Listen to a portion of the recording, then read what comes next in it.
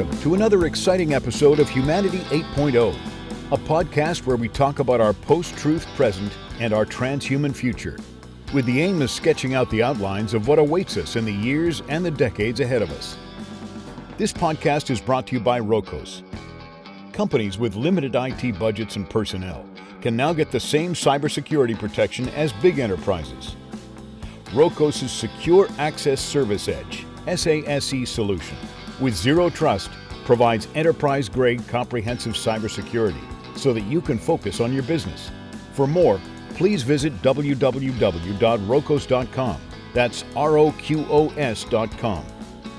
And now, here's your host, Dr. Ahmed Bouzid, founder and CEO of Wittlingo.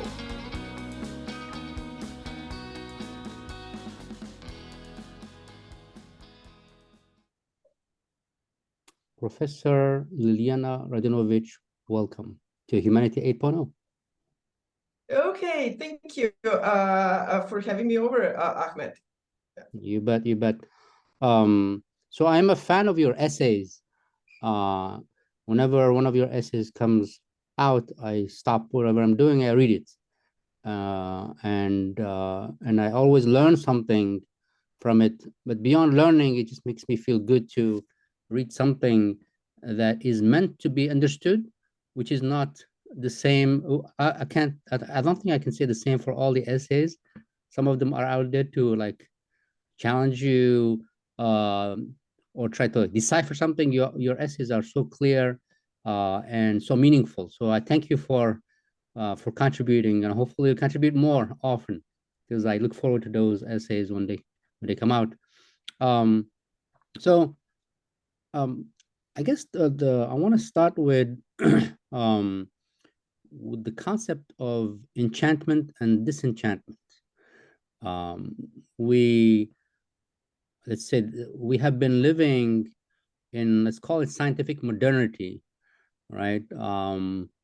For at least 2 or 3 centuries, in terms of mainstream, like most people think scientifically, maybe at least 150 years. Before that, it was only a small number of folks.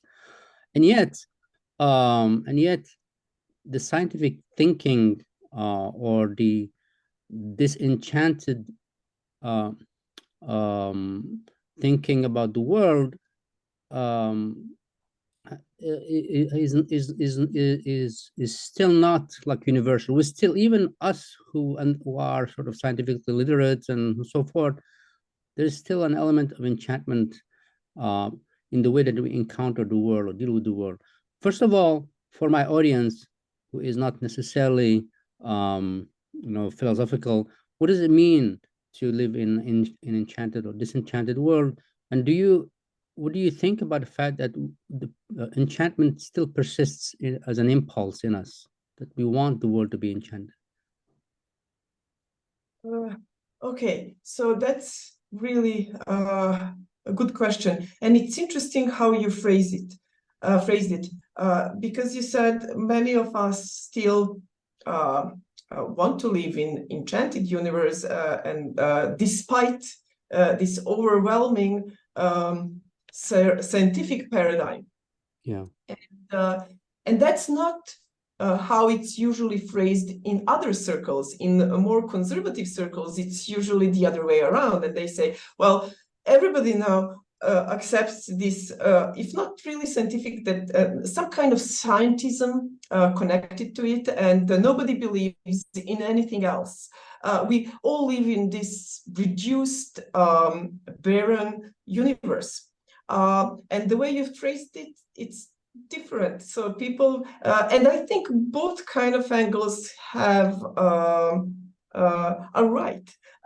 Because yes, of course, we live in this disenchanted universe, barren universe of mechanical causation. Everything is reducible to biology and furthermore to physics. At least philosophers like to think that, or that was the mainstream in the 20th century. Now it's not really well, there are other alternative views in philosophical circles, but this kind of need to have something else or space for something else, which would be the space for faith, for God, for something transcendental, did not leave us. So at least some people. Of course, there are these atheists who are, as our professor used to say, he would say that he's atheist, but non-practicing atheist. So that was kind of funny. That's funny. Yeah, but there are many practicing atheists professing atheism out there. But when we think about regular people, the need for something transcendental never vanishes. So, and of course, some philosophers like Wittgenstein tried to make the space for this need. And he says, well, whatever science tells us, it tells us something about this world, but it doesn't say anything about anything outside of this world. This is the world of facts and state of affairs, and but there is something beyond it. However, we cannot really say anything about it, and that's the world of God, and not only God, but the world of values, aesthetic and ethic or moral values. So ethics and aesthetics are somehow outside of this world, or the world of science, or the world that science can explain and capture. So so there is this need to have that space. But then again,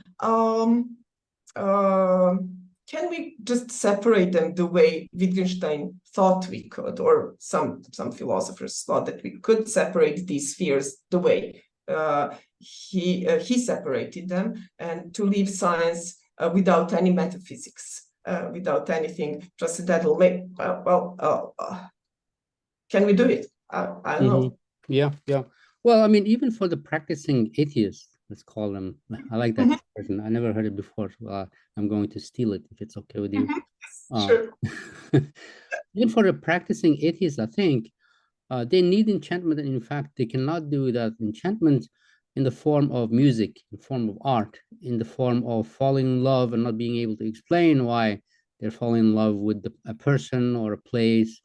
And so being able to explain, it seems to me, is important, obviously, to solve many problems. But being able to not explain also, I think, is an important, we need to have that be part of our life. I think it seems to me, right, that even the folks who are practicing, call it atheists, I think they have to reach out for something transcendental, but not called, God or religion, but something beyond what they can explain. What do you think about? Well, I think the notion of explainability is really important. I think you treat it when you delve into Bacon, right? And maybe this is the time where perhaps you can tell us about, in one of your papers you talk about, okay, Bacon has there are two things that we are relating that not necessarily should be related. One of them is the tinkering with the word and finding facts that are useful, that actually are, they reveal certain things about the world. But then there is this metaphysics of everything can be explained, right? Right, which is not necessarily or not necessary to conduct the first one. You can go and you can explore without thinking that you can explain everything, that you can explain things that you can, and maybe there are things you can't explain, and then you move on and you explain other things, and you live in this world where you do have these kinds of phenomena.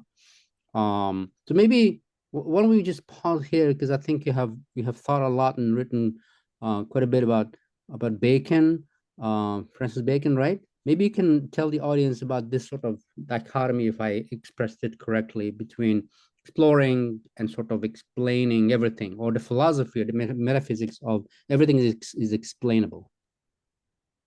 Okay, so obviously Francis Bacon thought that we could, by using proper methodology, and he offered his methodology, and that's why people like to think of him as father of experiment.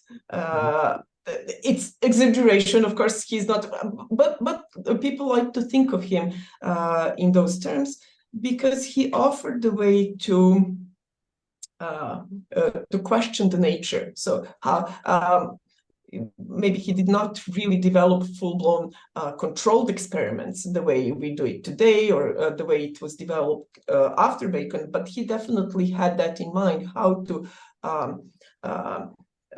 probe nature in a way to keep some aspects of it constant and vary others. Mm-hmm. So to kind of discern the powers that lie behind.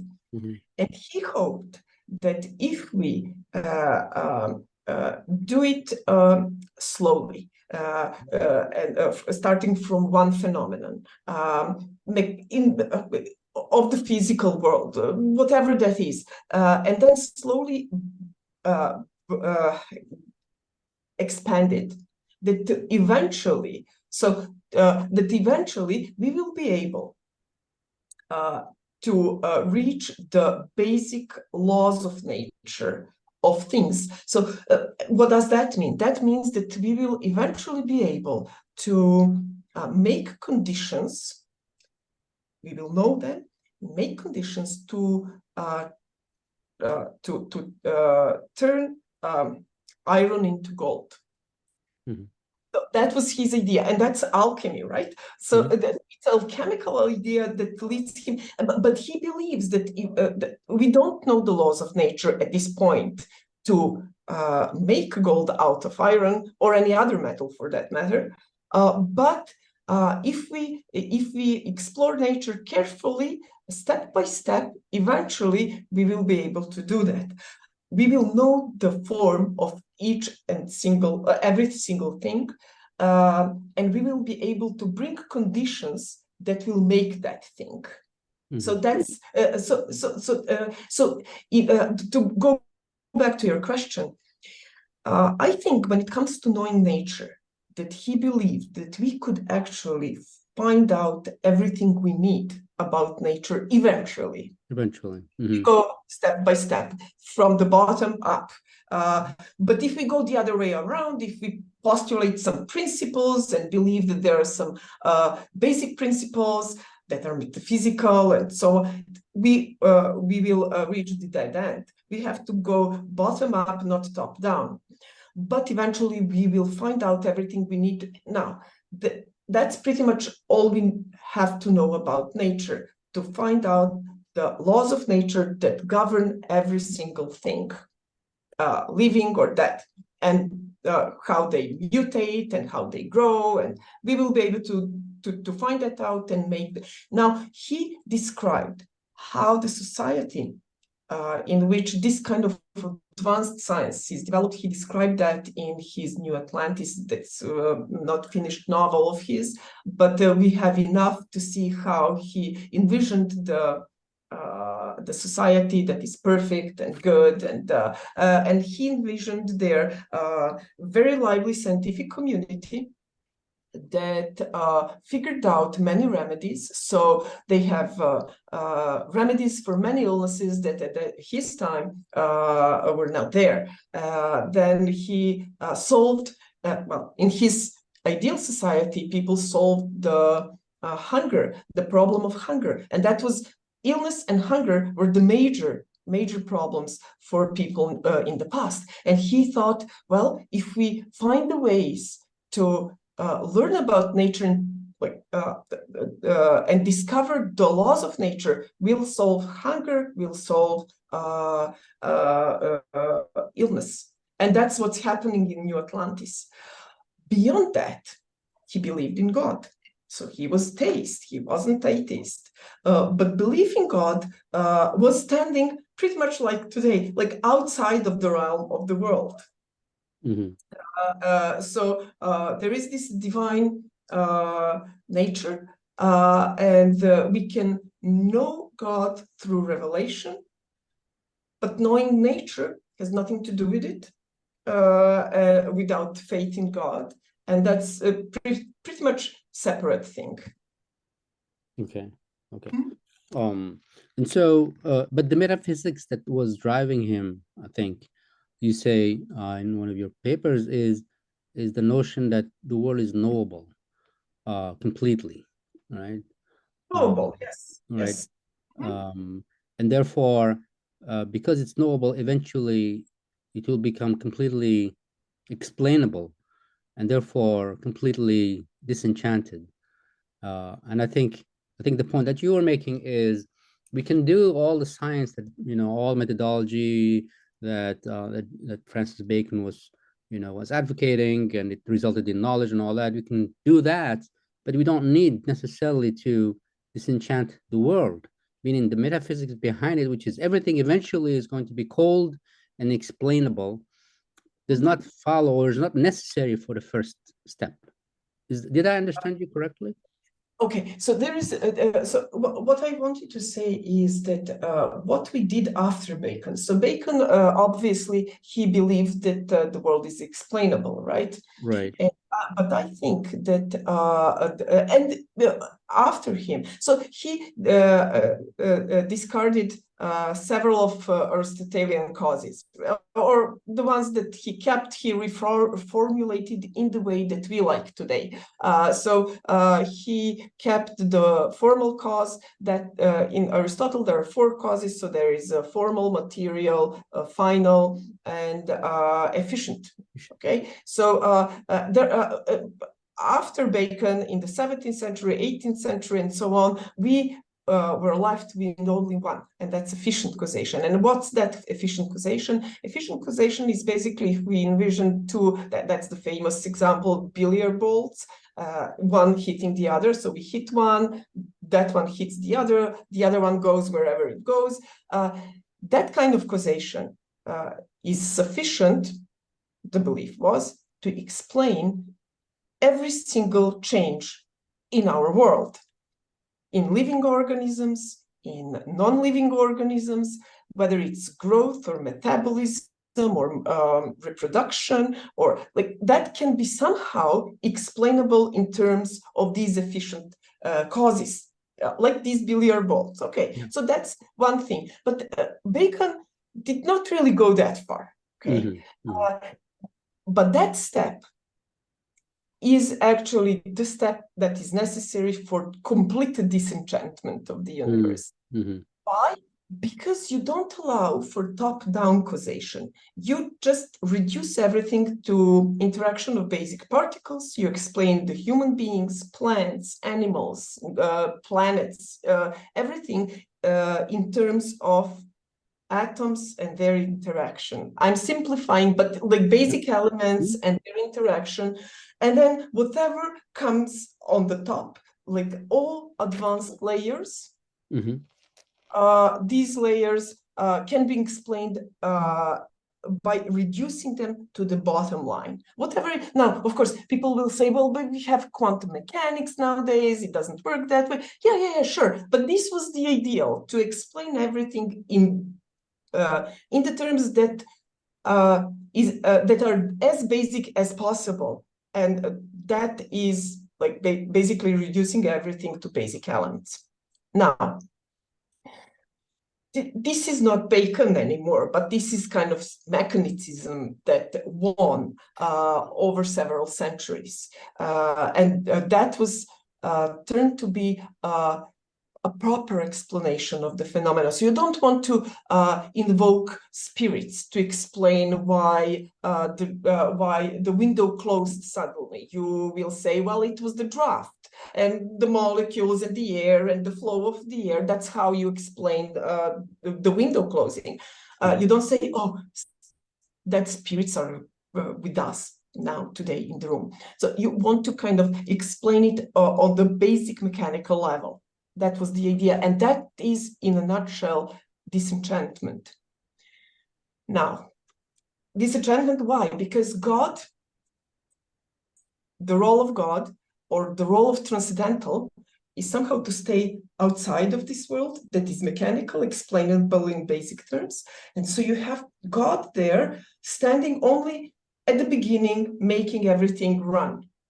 So it's the first cause, but mechanical first cause. So that's the first thing. The first step of removing God and anything beyond this world, removing them from this world. The second step is to say, well, there is no God at all. I can explain the beginning and everything that happens here within the laws, natural laws from within. I don't need anything outside of this world to explain this world. It's just how that, so that's the second step. So that's how we, like in 19th century, 20th century, atheism or agnosticism at best, but atheism mostly, like happened or became popular. You don't need anything outside to explain this world.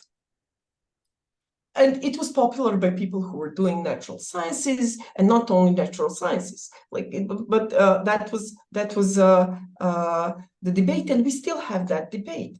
People say, well, we don't need anything else to explain this world. But now, my point is, even if we first of all, is it really the case that we can explain every natural phenomena, human beings, all complex organisms, by reducing them to the basic elements and interaction between them? Is it like this explanation that runs from the bottom up sufficient?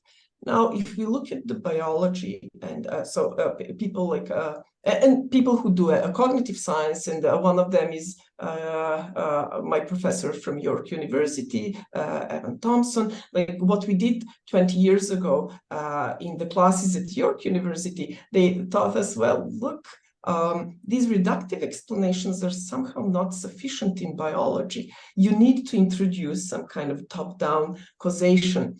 Of course, there is debate, and reductionists would stick to their view, and they will say, no, it's explainable. But biologists would say, I don't care about your debates. I need some kind of circular causation in the organisms to explain metabolism, to explain all kinds of things. So it's not reducible. So this debate about reduction and non-reduction, or reduction or reductive and non-reductive explanation were going on at the time when I was a grad student, and they're still kind of on. And the thing is, once you realize that maybe this reductive view is not even sufficient for science, the place for re-enchantment kind of opens up. Because if you really need to introduce some kind of formal, final, or structural top-down causes, not just efficient causation, just mechanical causation, if you have the need within sciences, in biology, for example, if you have the need to introduce or reintroduce other kinds of causation, maybe we don't have to kind of think of this world as this cold, indifferent place of efficient causation. This is not the case or the argument for God's existence, but maybe we can think about this world as more enchanted that we were ready to think when the mechanical philosophy was rising. Yeah. So maybe, yeah. So hope I answered it. Yeah, no, definitely. So I guess my follow-up question would be, why is the activity or the project of explaining certain phenomena, right? And you know, as you well know, lab work, it's very hard actually to replicate experiments, right? I mean, I know folks, I've done some way back, like experiments in, you know, in the lab for chemistry and whatever. It's very hard. I mean, it's a lot of effort to replicate an experiment. It just takes a lot of controlling of the elements, and whatever you come up with is extremely constrained in terms of, for this to happen, these kinds of things needed to be done, and we can explain it only for this kind of sequence, right? So it's really not, whatever explanations we come up with are narrow and useful, right? We can create certain technologies because we have understood this part of the world, right? And so now we can create transistors, and we can create telecommunication, and so on and so forth, right? But it's and so therefore the question is, why is that notion of being able to explain a very well-defined set of phenomena. Why is that contaminating the rest of the way we live, right? Why do we think that just because we can explain some things, right, we can explain everything with more effort or more time? Because the reason why I say this is it's impossible for us to live, really, to live without, becoming, psychopaths in a disenchanted world. We have to live in an enchanted world. We have to believe that not everything is mechanical. I don't think that I can explain you or anything around you or anything around me that is important, right? I can explain my own feelings. I can explain most of the things around me. I cannot explain them. And yet I'm able to live a happy life, or happy enough, I would say. I'm able to function. I can't explain why people can't even explain the weather. I can't, there's so much around me that is completely unexplainable. And yet I'm comfortable in this world. And yet there are folks who believe that everything is explainable and we cannot live really without explaining things. I mean, this sort of the lab world and the real world is this major disconnect. What do you think about that? Yeah, that's a very interesting need that people have, at least some people, and that's to try to view things in more simpler terms. So there, people who say a man or human beings are nothing but a bag of meat with some nerves. Okay, so let's try to view ourselves that we are just that. And as you say, it's hard to imagine even that person living their life according to that, view. We are just a bag of meat with some nerves. Yeah. They do have this reductive explanation that they like to show off around, or to present or to defend theoretically, but practically, no. Of course, another human being is another human being. We love them or hate them, or we are mothers, fathers. We have our communities, our values. So it doesn't work that way, even though theoretically meet with some nerves. Now, right. To go back to your question, it's interesting to think about where this need to have everything explained and simple comes from. Right. And again, it's interesting. It's funny, but it comes from some kind of at least people who like to think about the world and human nature and philosophically oriented. Even that reductive view comes from the need to kind of have some kind of metaphysical position. And to, it's reductive, it's very, it's the enemy of anything transcendental, but it's still metaphysical position. It's not scientific position. Right, yeah. Use whatever, as you say. They do little experiments within a very confined, narrow phenomena. And they use the results to make transistors or computers or iPhones, or medicine, you name it. And they will use whatever they need to come up with the solution they have in front of them in the lab. But philosophers like to think, well, whatever was successful in the lab, or chemical lab or physical lab, let's extrapolate and think about the world in those same terms.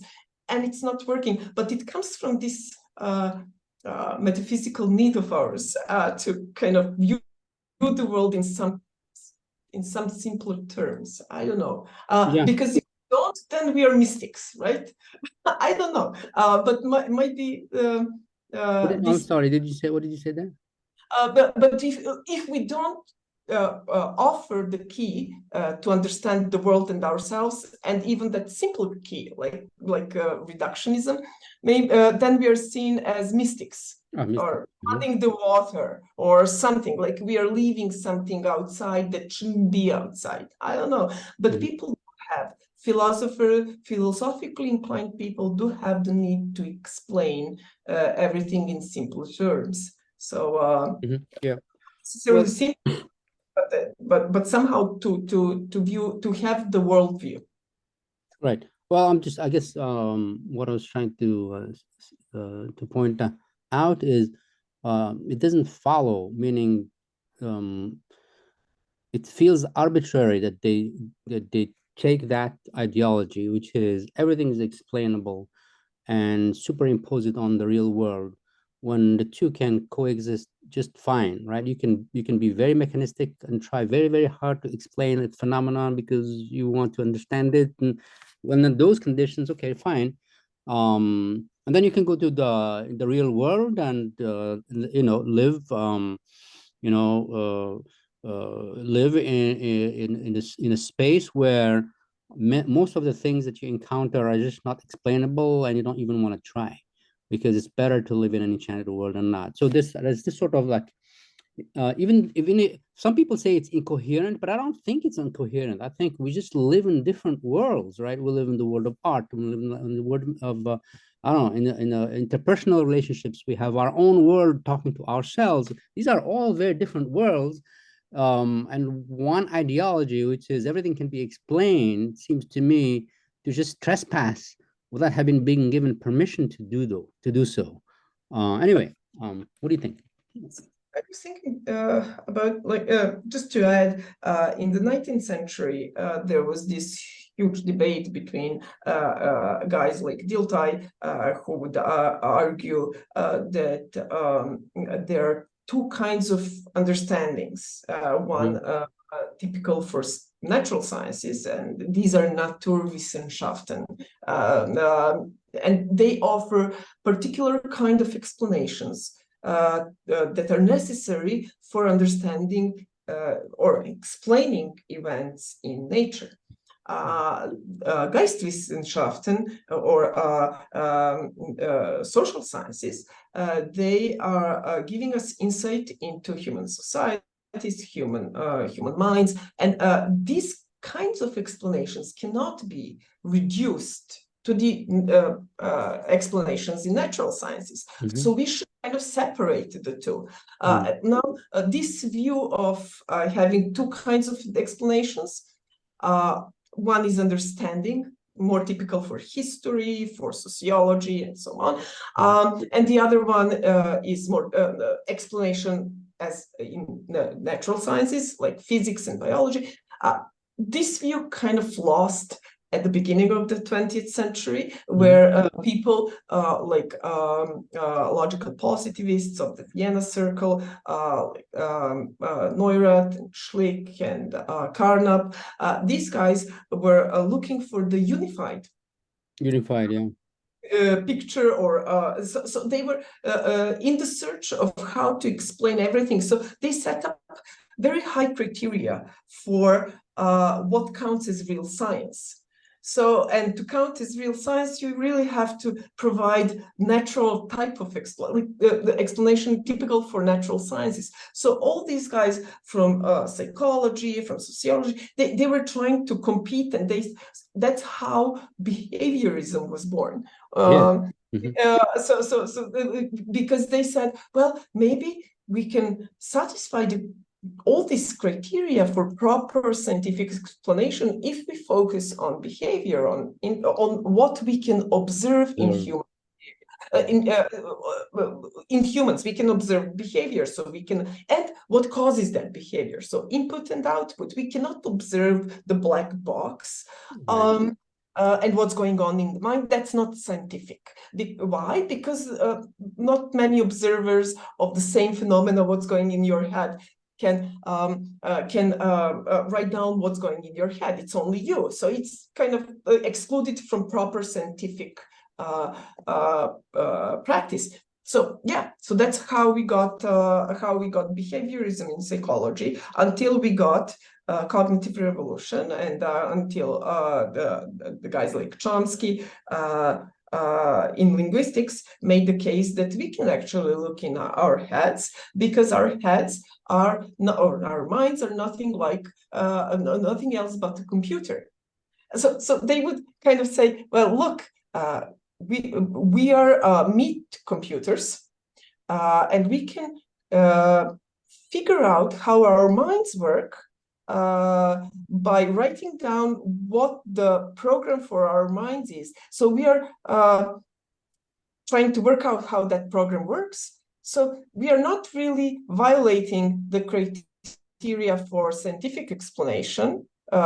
There is nothing mystical about us, nothing like soul or immaterial substance or nothing. We are meat, and then there is this software, and it's not like in cables, like in computers, but it's in our neurons. And the program is written there, and now we can figure out whether it's selected in our evolution, whether we learn the program or whatever. But and that's how behaviorism lost. Because finally we can explain our behavior by something sophisticated that comes from us, but that thing that comes from us is not a soul, nothing like that. It's a mind that is like a computer. It's a software. Yeah. So You've been listening to Humanity 8.0 with your host, Dr. Ahmed Bouzid, founder and CEO of Witlingo. Brought to you by Rokos. Thanks for listening.